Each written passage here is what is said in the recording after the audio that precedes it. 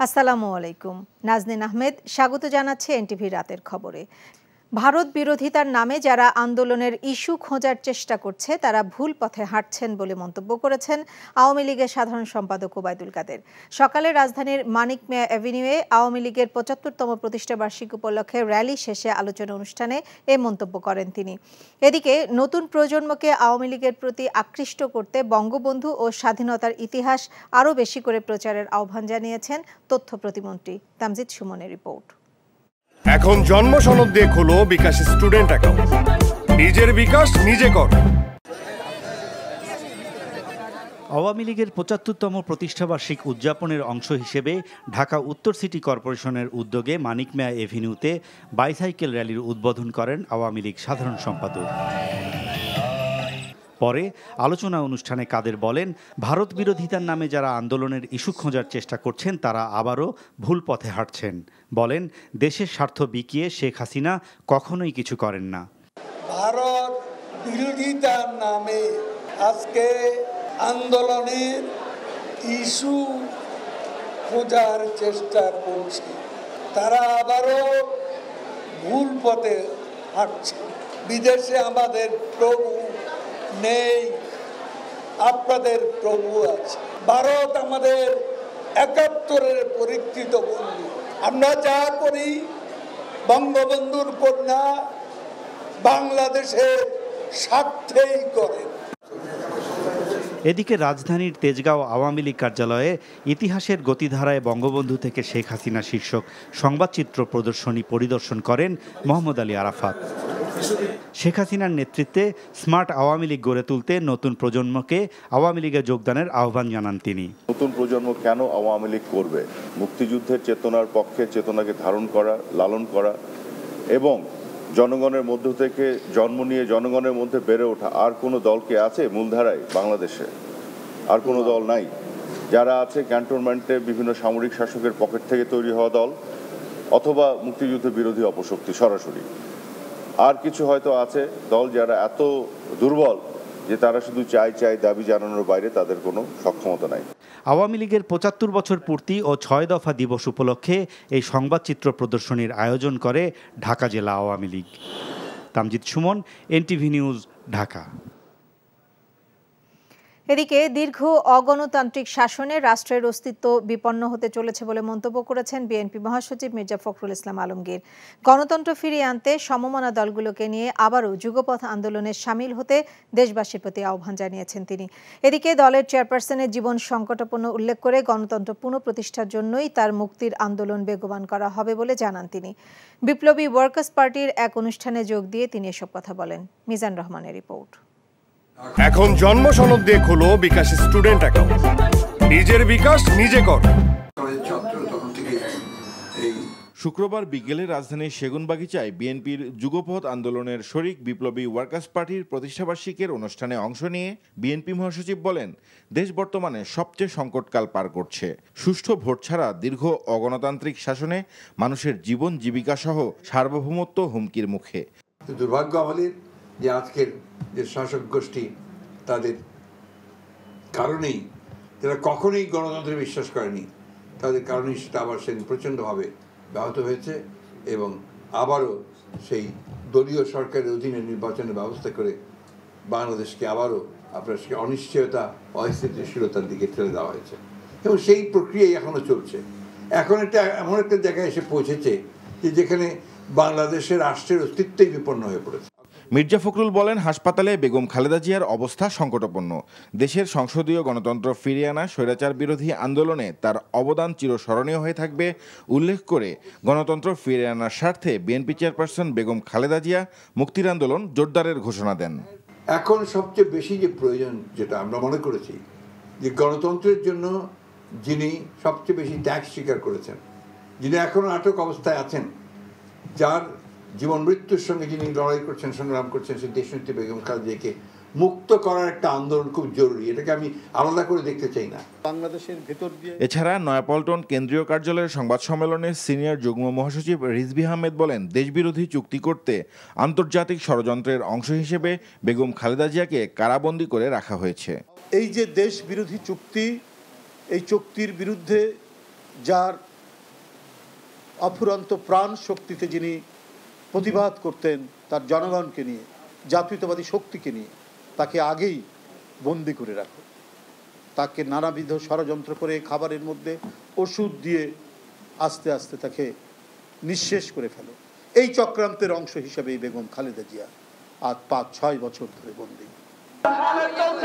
এদিকে সকালে জাতীয় প্রেস ক্লাবের সামনে ভারতের সাথে চুক্তি বাতিলের দাবিতে এক সমাবেশে বিএনপি চেয়ারপারসনের উপদেষ্টা জয়নুল আবদিন ফারুক অভিযোগ করেন, অসম চুক্তি করে সরকার ক্ষমতায় টিকে থাকতে চাইছে। অসম চুক্তি আপনাকে বাতিল করতে হবে। Mizan Rahman, NTV news, Dhaka. নির্দলীয় সরকারের অধীনে নির্বাচনে দাবি আদায়ে যুগপৎ আন্দোলনেই ভরসা রাখছে বিএনপি। দলের মহাসচিব মির্জা ফখরুল ইসলাম আলমগীর জানিয়েছেন, বিরোধী দলগুলোকে এক মঞ্চে আনার পরিকল্পনা নেই, আবার নতুন কোনো জোটভুক্ত হবে না বিএনপি। এনটিভির সাথে একান্ত সাক্ষাৎকারে এসব বলেন তিনি। ইমরুল হাসানের রিপোর্ট।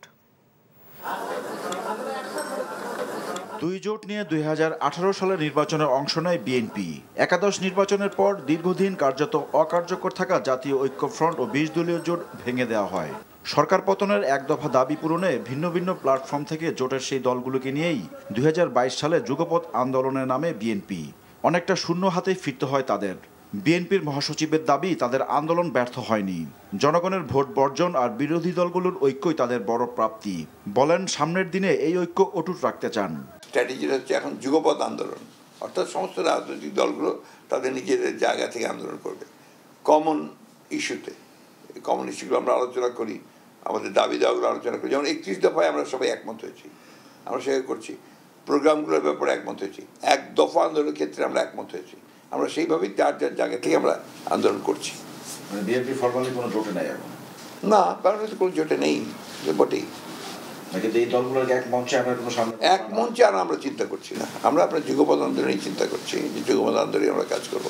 বাম দলগুলোকে কাছে টানতে বহুদিনের মিত্র জামায়াতে ইসলামীকে দূরে ঠেলে দেওয়া হয়েছে কিনা এমন প্রশ্ন ছিল মির্জা ফখরুলের কাছে। এগুলো সমস্ত অলিক চিন্তা, এই চিন্তাগুলো ভুল, এগুলো হচ্ছে বিভ্রান্ত করার চিন্তা। দলকে বা আপনার যারা আমাদের সাথে আন্দোলন করে তাদেরকে বিভ্রান্ত করার চেষ্টা, জনগণকে বিভ্রান্ত করার চেষ্টা। এটা আপনার সরকারি দলের যারা আপনার গোয়েন্দারা আছেন তাদের দ্বারা প্রভাবিত হয়ে তারা এই সমস্ত প্রসঙ্গ তুলে নিয়ে আসেন এবং তখনই তারা একটা বিভ্রান্তিকর সৃষ্টি করেন। নিয়মতান্ত্রিক কর্মসূচি থেকে ধীরে ধীরে আন্দোলনের গতি বাড়ানোর কথা জানান তিনি। আন্দোলন তো একদম কখনো শেষ হয়ে যায় না। আপনার 28 তারিখে আন্দোলনটা সরকারের দমন নীতির কারণে আপনার কিছুটা বাধাপ্রাপ্ত হলে সেই আন্দোলন কিন্তু চলমান আন্দোলন আছে এবং আমরা সেটাকে আরও তীব্র থেকে তীব্রতর করার জন্যে আমরা কাজ করছি এবং ভবিষ্যতে আমরা এই আন্দোলনকে আরও তীব্র করে গড়ে তুলব। কারণ আন্দোলনের তো কোনো বিকল্প নেই। আমরা আপনার বিভিন্ন কৌশল নেব, কৌশল তো আমরা অবশ্যই নেব, সঠিকভাবে নেব। সরকারকে বাধ্য করার ব্যাপারটা, সরিয়ে দেওয়ার ব্যাপারটা, এটার জন্য আপনার আরও আন্দোলন করতে হবে, আরও ত্যাগ স্বীকার করতে হবে। এটাই বাস্তবতা।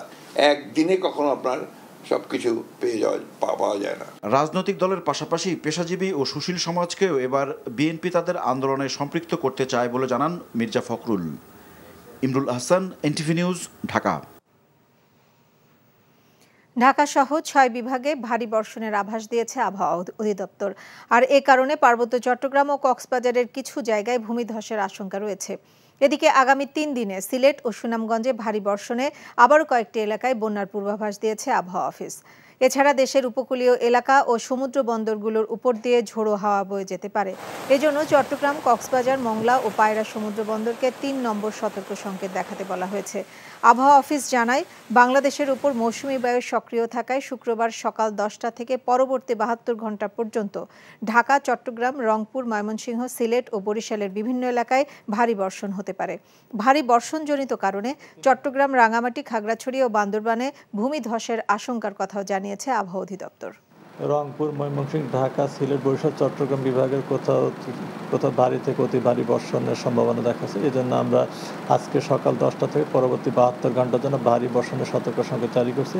সেই সাথে দেখা যাচ্ছে ভারী বর্ষণজনিত কারণে চট্টগ্রাম বিভাগের পাহাড়ি এলাকার কোথাও ভূমিধসের সম্ভাবনা রয়েছে। এদিকে সিলেট, মৌলভীবাজার ও সুনামগঞ্জে বন্যায় স্পষ্ট হচ্ছে ক্ষয়ক্ষতি। সুনামগঞ্জের রাস্তাঘাট ও মৎস্য সম্পদ এবং সিলেটের রাস্তাঘাটের পাশাপাশি বন্যা প্রতিরক্ষা বাঁধেরও অনেক ক্ষতি হয়েছে। মৌলভীবাজারেও দেখা দিয়েছে নদী ভাঙন। সুরমা ও জাদুকাটা নদীর পানি কমতে থাকায় সুনামগঞ্জে ঘরে ফিরতে শুরু করেছে মানুষ। তবে রাস্তাঘাটের ব্যাপক ক্ষতি হয়েছে। সড়ক ও জনপথ বিভাগ বলছে প্রাথমিকভাবে 450 কোটি টাকার ক্ষতি হয়েছে। আর জেলার প্রায় 8000 পুকুরের 4000 মেট্রিক টন মাছ ভেসে গেছে বলে জানিয়েছেন জেলা মৎস্য কর্মকর্তা।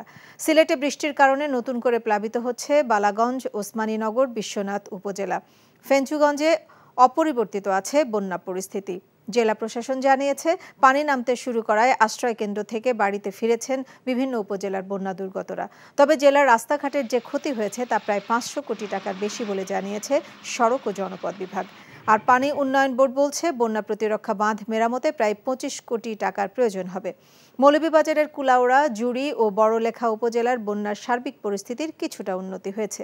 তবে পানি কমার সাথে সাথে কমলগঞ্জ উপজেলার ধলাই নদীতে দেখা দিয়েছে তীব্র ভাঙন। এতে নতুন করে আতঙ্কে নদী তীরের বাসিন্দারা। আদালত ও বিচার প্রক্রিয়া নিয়ে সংবাদ প্রকাশে গণমাধ্যমকে দায়িত্বশীল ভূমিকা পালনের আহ্বান জানিয়েছেন প্রধান বিচারপতি ওবায়দুল হাসান। এছাড়া নিয়ন্ত্রণহীনভাবে সামাজিক যোগাযোগ মাধ্যমে প্রকাশিত সংবাদের বিশ্বাসযোগ্যতা নিয়েও প্রশ্ন তোলেন তিনি। রিপোর্ট করছেন কায়কোবাদ মাহমুদ। শক্তিরা যতই ষড়যন্ত্র করুক, এ মাটির বুক। শুক্রবার রাজধানীর আগারগাঁওয়ে মুক্তিযুদ্ধ জাদুঘর মিলনায়তনে মুক্তিযুদ্ধ বিষয়ক সাংবাদিকতার জন্য বজলুর রহমান স্মৃতিপদক 2023 প্রদান অনুষ্ঠানে কথা বলেন প্রধান বিচারপতি ওবায়দুল হাসান। এ সময় তিনি সাম্প্রতিক সময়ে বিচার প্রক্রিয়া সম্পন্নের আগেই মিডিয়া ট্রায়ালের সংস্কৃতিতে উদ্বেগ প্রকাশ করেন। বলেন, সংবাদ প্রকাশে গণমাধ্যমকে হতে হবে দায়িত্বশীল। বর্তমান পরিপ্রেক্ষিতে কিছু ঘটনায় আমরা কোর্ট ট্রায়ালের আগেই মিডিয়া ট্রায়ালের সংস্কৃতিতে উদ্বিগ্ন বোধ করছি। বিচার বিভাগ একটি সংবেদনশীল ক্ষেত্রও বটে। ফলে আদালত ও বিচার প্রক্রিয়া নিয়ে তথ্য প্রকাশের ক্ষেত্রে আমরা গণমাধ্যমের কাছ থেকে দায়িত্বশীলতা ও সচেতনতা প্রত্যাশা করি। কেননা একটি অপ্রকাশযোগ্য সংবেদনশীল তথ্য প্রকাশ বা তথ্যের ভুল ব্যাখ্যা সমগ্র বিচার ব্যবস্থার জন্য বিব্রতকর পরিস্থিতির জন্ম দিতে পারে। সামাজিক যোগাযোগ মাধ্যমে ব্যক্তি উদ্যোগে সংবাদ প্রকাশের বিষয়ে সচেতনতার আহ্বানও জানান প্রধান বিচারপতি ওবায়দুল হাসান। মানুষ এখন সামাজিক যোগাযোগ মাধ্যম থেকেই বেশিরভাগ সংবাদ জেনে নিতে পারছে। তবে সামাজিক যোগাযোগ মাধ্যমে নিয়ন্ত্রণহীন ব্যক্তি উদ্যোগে প্রকাশিত সংবাদের সত্যতা অনেক ক্ষেত্রেই প্রশ্নবিদ্ধ। এ বিষয়ে আমি সকলের সচেতনতা আশা করছি। এছাড়া মুক্তিযুদ্ধের চেতনা পরবর্তী প্রজন্মের মাঝে ছড়িয়ে দেওয়ার আহ্বান জানান প্রধান বিচারপতি। এর আগে তিনি ইলেকট্রনিক ও প্রিন্ট মাধ্যমে মুক্তিযুদ্ধ বিষয়ক প্রতিবেদনের জন্য 3 জনের হাতে পুরস্কার তুলে দেন। Kaikobad Mahmud, NTV news, Dhaka. আবারও অস্থির আলু ও পেঁয়াজের বাজার। সপ্তাহের ব্যবধানে কেজিতে 10 টাকা বেড়ে আলু বিক্রি হচ্ছে 60 টাকায়, আর পেঁয়াজের কেজি 100 টাকা ছুঁয়েছে। এছাড়া 50 টাকার নিচে কোনো সবজি পাওয়া যাচ্ছে না। এমন দাম বৃদ্ধির জন্য মধ্যস্বত্বভোগীদের দুষছেন ক্রেতা ও বিক্রেতারা। মেজবা হাসানের রিপোর্ট। দুজনেই চাকরিজীবী এই দম্পতি বাজারে এসে পেঁয়াজের দাম শুনে চক্ষু যেন চড়ক গাছ। তাই তো বাজারের ফর্দটা বড় থাকলেও পরিমাণে কম কিনেও মেলাতে পারছিলেন না হিসেব। আমরা কোনো কিছু কিনতে পারছি না, নাগালের বাইরে। ডিম হচ্ছে আগে দেখা যেত সবাই খেতাম, দেখা যাচ্ছে যে বাচ্চাকেই দিতে হচ্ছে, আমরা তো ডিম খেতেই পাচ্ছি না। ঊর্ধ্বমুখী নিত্যপণ্যের বাজারে ঈদের পর কয়েক দফায় পেঁয়াজ, রসুন ও আলুর দাম বৃদ্ধিতে ক্ষুব্ধ ক্রেতারা যেন নিরুপায় হয়ে ছুটছেন এক দোকান থেকে অন্য দোকানে। এখন তো আলু ভাতা দিয়েও খাওয়া যাবে না, আলুর দাম এখন পারছি না। 60 টাকা কেজি আলু, 55 টাকা আলু, তো কি করে চলবো আমরা, কি করে আমাদের বাঁচবো? আমাদের বাঁচার তো কোনো পথ দেখি না। বাজেট ইনক্রিজ হয়েছে 10 to 20%। আগে 1 ডজন কিনতাম, অনেক হালি কিনি। মধ্যবিত্তের আয়ত্তের মধ্যে বাজার আসতে কেন পাচ্ছে না সরকার না মধ্যস্বত্বভোগী, কে দায়ী, এটা বের করতে হবে। বের করে বাজার নিয়ন্ত্রণ অবশ্যই করা জরুরি। সপ্তাহের ব্যবধানে আলুর দাম চালকেও ছাড়িয়েছে। প্রতি কেজি আলু বিক্রি হচ্ছে 60 থেকে 65 টাকা। গরিবের প্রোটিন ডিম খুচরা বাজারে ডজন বিক্রি হচ্ছে 160 টাকা। কোম্পানির প্যাকেটজাত ডিম বিক্রি হচ্ছে 180 টাকা। খুচরা ডিম এক কথা হয়েছে যেটা বললাম, 100 টাকা, 120 টাকা, 140 টাকা, এখন 180 টাকা। তো কাস্টমারের লগে খুব হয়, যার জন্য বক্সে ডিম বিক্রি করি। এটা কোম্পানির আছে, যদি আমাদেরকে কোনো ম্যাজিস্ট্রেটও ধরে বা আপনারা যদি কিছু বলেন, আমাদের ক্লু আছে, স্লিপ আছে, দেখাইতে পারবো। খুচরা কিন্তু কোনো স্লিপ নেই। পেঁপে সহ সব সবজির কেজি বিক্রি হচ্ছে 50 টাকার ওপরে। 15 টাকার নিচে মিলছে না শাকের আটি। উচ্চ মূল্যের কোনো যৌক্তিক ব্যাখ্যা নেই বিক্রেতাদের কাছে। অতিরিক্ত মাল নাই বলে গৃহস্থ মাল শর্ট, খালি মাল শর্ট। এদিকে কিছুটা কমেছে ব্রয়লার মুরগির দাম। কেজি প্রতি বিক্রি হচ্ছে 180 থেকে 190 টাকা।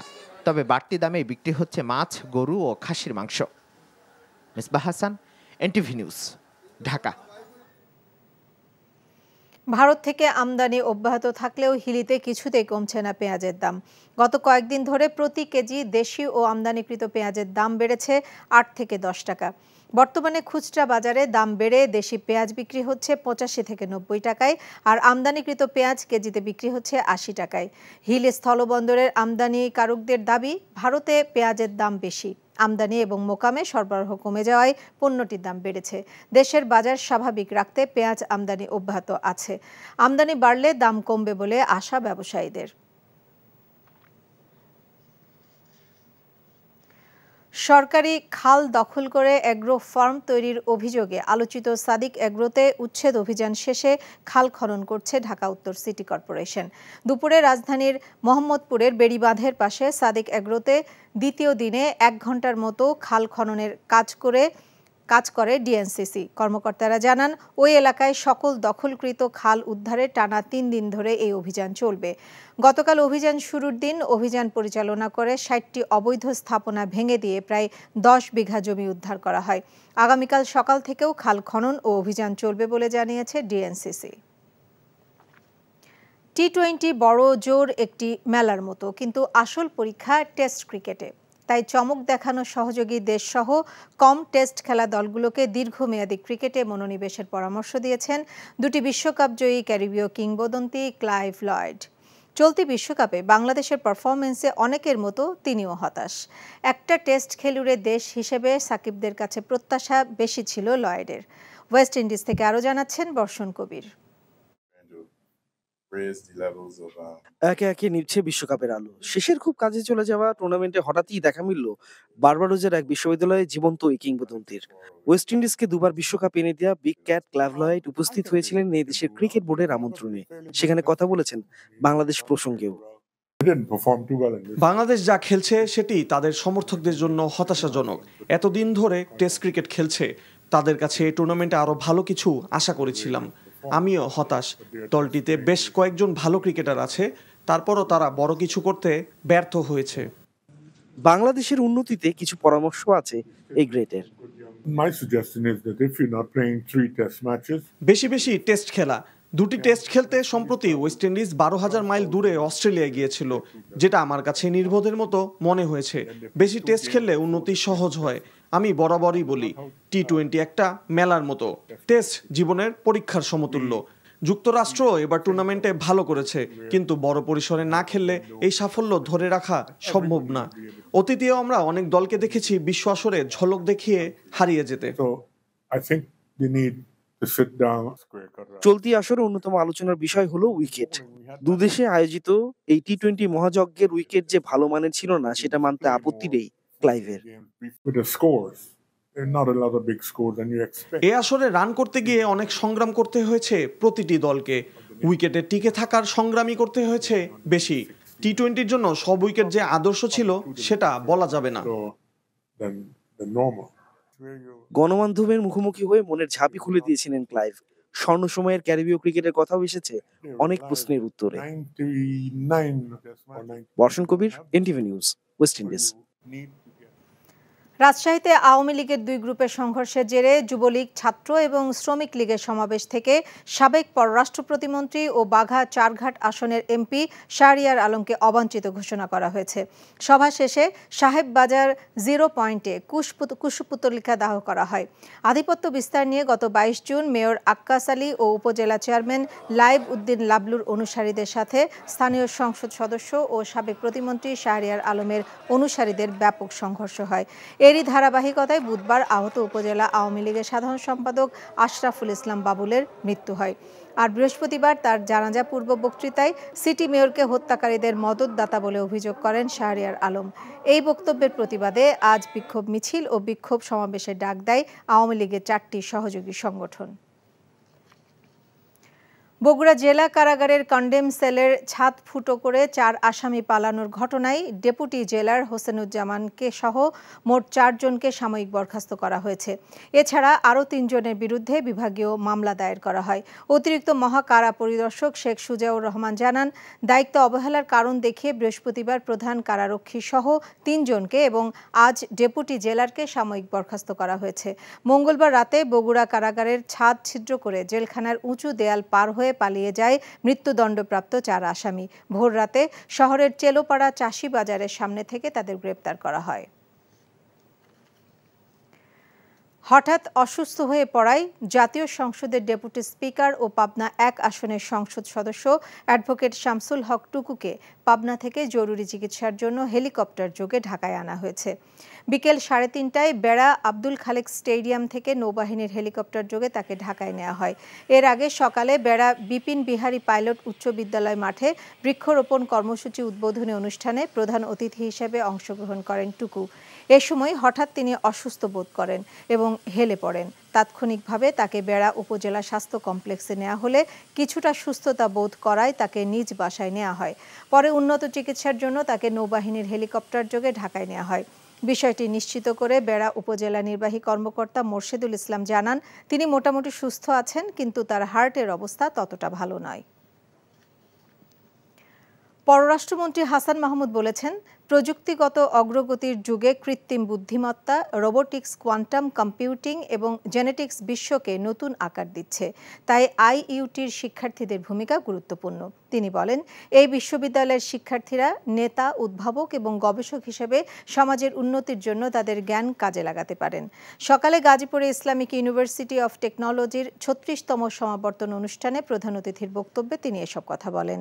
এ সময় উপাচার্য প্রফেসর ডক্টর মোহাম্মদ রফিকুল ইসলাম, ওআইসির অর্থনৈতিক বিষয়ক সহকারী মহাসচিব আহমেদ কাওয়েসা সেনজেন্দ সহ অন্যরা উপস্থিত ছিলেন। সমাবর্তনে গ্র্যাজুয়েট সম্পন্ন 14টি দেশের 543 জনের মধ্যে বিদেশি শিক্ষার্থী ছিলেন 63 জন। গ্র্যাজুয়েটদের মধ্যে 8 জনকে একাডেমিক কৃতিত্বের জন্য গোল্ড মেডেল দেওয়া হয়।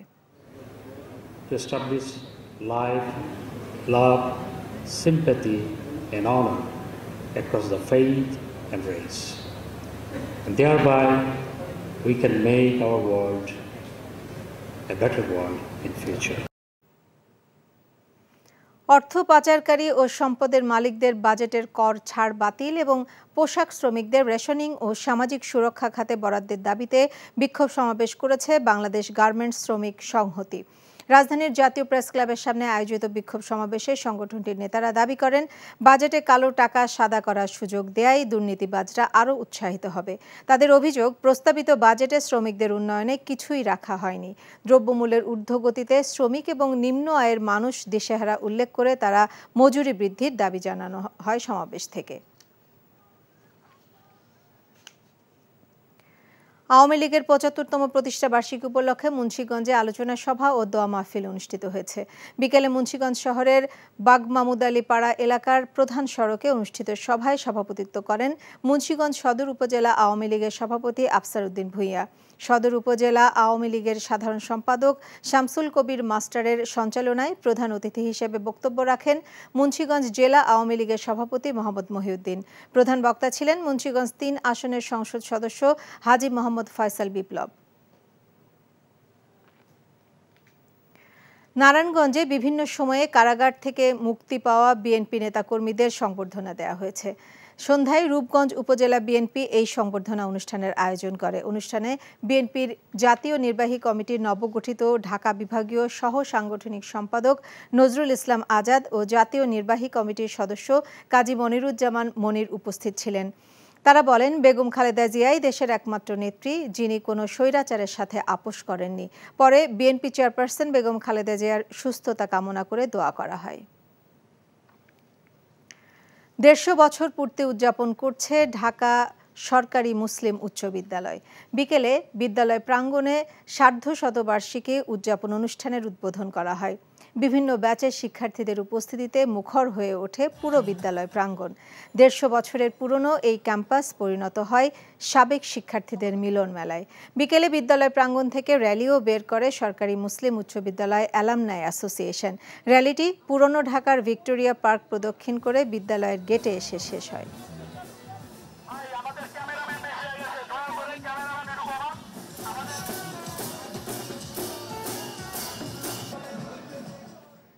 সাংস্কৃতিক খবর। বিশ্বকবি রবীন্দ্রনাথ ঠাকুরের কাব্যধর্মী উপন্যাস শেষের কবিতা অবলম্বনে ফটো স্টোরি সাধারণ মানুষের জন্য উন্মুক্ত করা হয়েছে। সন্ধ্যায় জাতীয় শিল্পকলা একাডেমির চিত্রশালা অডিটোরিয়ামে সর্বসাধারণের জন্য ফটো স্টোরিটি উন্মুক্ত করেন সমাজ কল্যাণ মন্ত্রী ডাক্তার দীপু মনি। এ সময় বিশেষ অতিথি ছিলেন ঢাকা 10 আসনের সংসদ সদস্য ফেরদৌস আহমেদ। বর্তমান প্রজন্মকে সাহিত্যমুখী করে তুলতে ফটো স্টোরিতে বেশ কিছু স্থির চিত্রের মাধ্যমে শেষের কবিতা উপন্যাসটি তুলে ধরা হয়। সংস্কৃতি বিষয়ক মন্ত্রণালয়ের অনুদানে ফটো স্টোরিটি নির্মাণ করেছেন আলোকচিত্রী স্থপতি ফৌজিয়া জাহান। এই ছিল রাতের খবরে।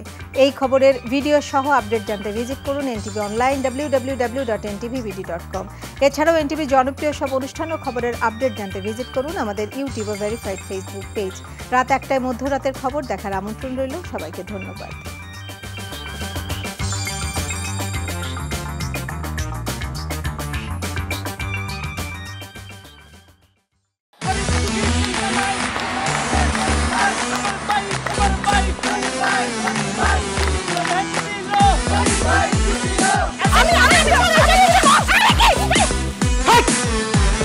কি ধরনের আকাম করছে জানো? শালা বিয়ে করলো দুখান, কিন্তু ফেসবুকে রিপোর্ট করেছে একখান। মেজাজটা আমার তো হট হয়ে রয়েছে অনেক আগ থেকে। আমি আমার জান পাখি, সোনা পাখি, টিয়ে পাখি, কি করতেছো? ফেসবুকে একটা পোস্টে অ্যাংরি রিঅ্যাকশন দিচ্ছে। Don't touch my body. বড় বউয়ের প্রতি অনেকই বেশি না মায়া মহব্বত। যাও তারে গিয়ে দেখাও, আমার কাছে আইছো কেলা? প্রথমে আমার ঘরে না এসে আমার চোখের সামনে দিয়ে গট গট করে ছোট বউয়ের রুমের মধ্যে চলে যাও কোন সাহসে? আমি ভাবছিলাম তুমি বড় বউ বড় বইনের মতো থাকবা, কিন্তু তুমি বাইরে হচ্ছ আস্তে একটা ডাইনি বুড়ি। আমি সাক্ষাৎ ডাইনি আর তুমি সোনার ময়না পাখি। চুপ করো। ওরে খোদা, কান্না কাসুল। গুলশান বনানীর মায়েরা যেমন চুল কালার করে না, আমার তো মনে হইতেছে গনি মিয়া কোনো গুলশান বনানী মডার্ন মায়ের প্রেমে পড়ছে। আমি জীবনে বিয়ে যদি করি একখান করবো দুইখান করবো না। তোর তিনটা অ্যাভয়েড করব। আরে কি করতেছ? আরে বাইরে করতে বাইরে যা কইছি শুনো, গড়তে বাইরে তুমি কি করতেছ? তুমি কোথায় যাচ্ছ স্বামী আমার? হ্যাঁ তুমি ছাড়া মোর কোনো গতি নাই, তোমার ঘরে একটুখানি দাও ঠাই। দেখাই দিচ্ছে ছোট বউ তার আসল রূপ, নাগিনী সাপিনী। শুনছি ভালোবাসা টিকে থাকে বিশ্বাসের উপর। আমার উপর তোমাদের সেই বিশ্বাস ছিল, আজকে দেখতেছি আমার উপর আর কোনো বিশ্বাস নাই। যেহেতু বিশ্বাস নাই, তোমাদের সাথে থাকার কোনো ইচ্ছা আমার নাই।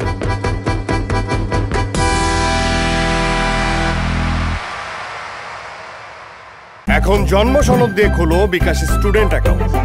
নিজের বিকাশ নিজে কর।